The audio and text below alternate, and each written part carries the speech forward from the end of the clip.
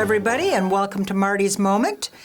We are going to be learning a little bit more today about Paul Scheller.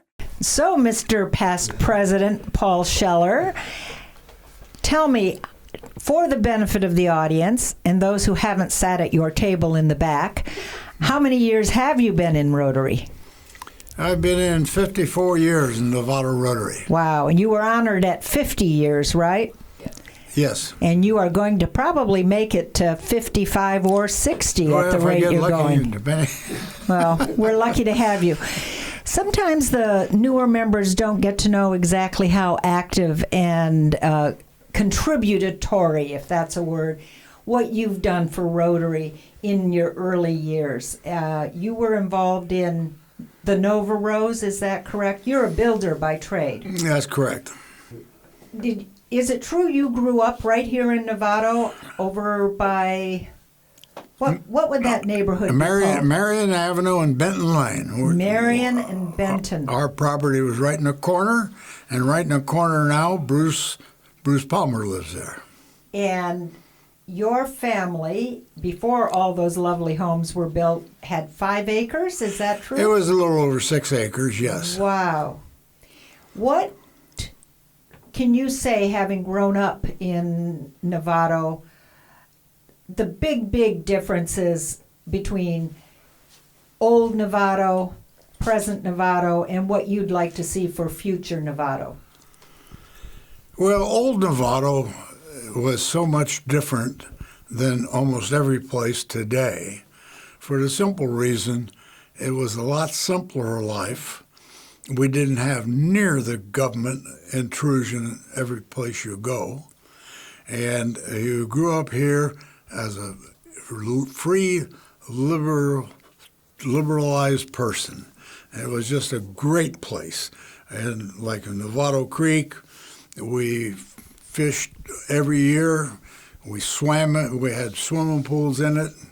And we had lots of trout, caught a lot of trout, which were actually steelhead that never went back to the ocean. They just stayed in the creek. Anyway, and of course, we could shoot guns any place we want and so forth, which we did. And it was just, nobody squealed on everybody on every little thing.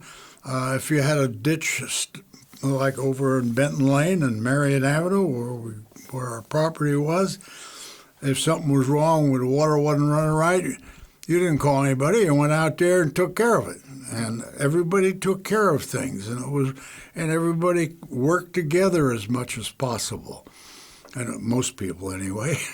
So it was a very, very great place to live, and I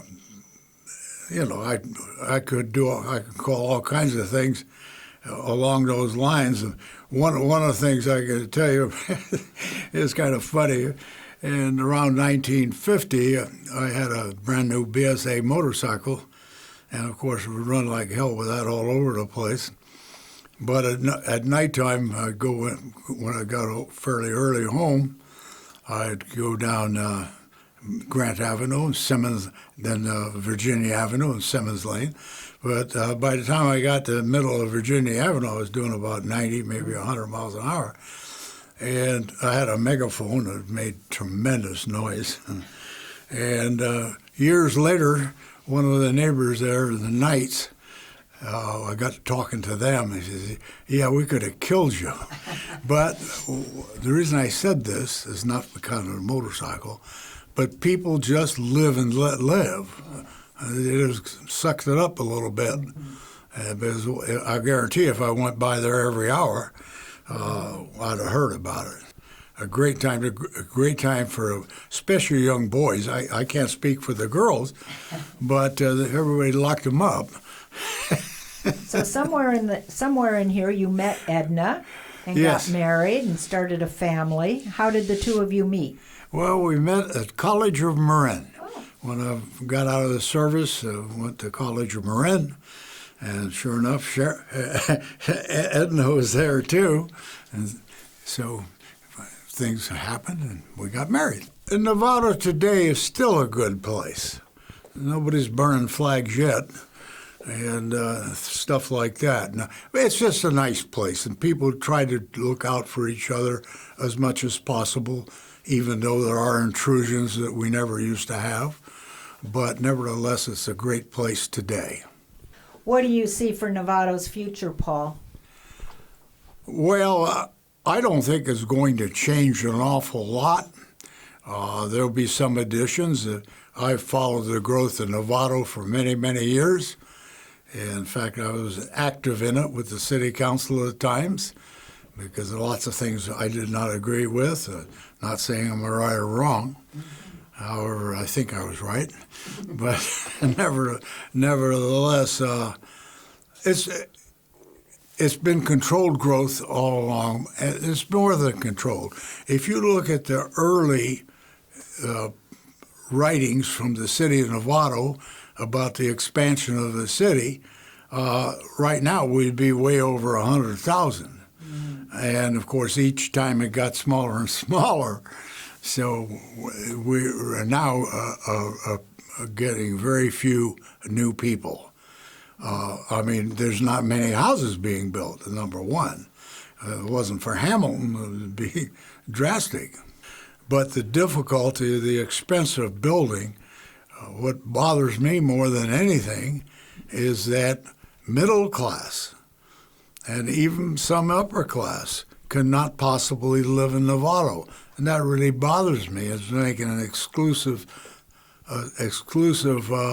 wealthy town. So you were a builder by trade, and your son, he followed you into the business. Yes, I he believe. did, yes. Yep. I remember him. And what did you build mostly?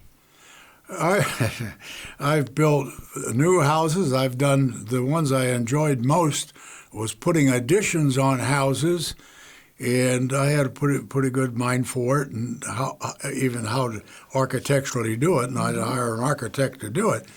But they all blended in very nicely. But that's not the important part. The important part, people could make their little house bigger while their kids were small, so they had a nice family environment while they're growing up. And that made me feel so good.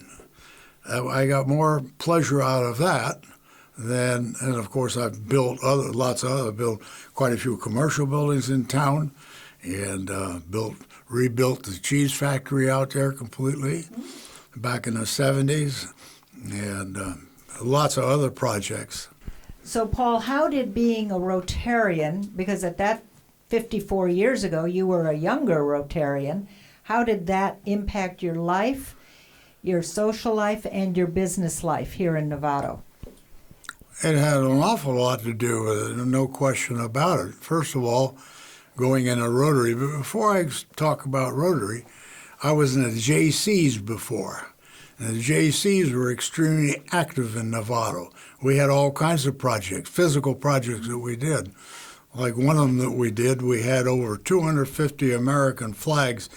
We drilled holes in the sidewalks all around downtown Novato, and every holiday, the guys would get out with their pickups and their station wagons and load them up with flags, and put out 250 flags in the morning and take them down at night.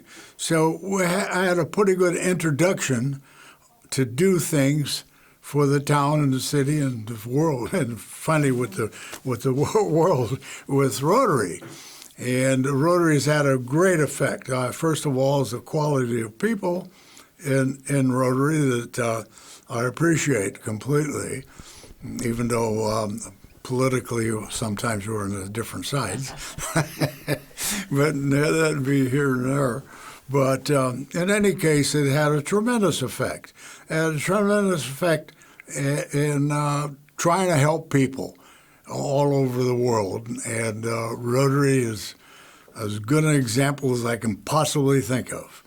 In fact, it's better than most because not a whole bunch of people are making a whole bunch of money that you don't even know about. And it goes to the benefactor.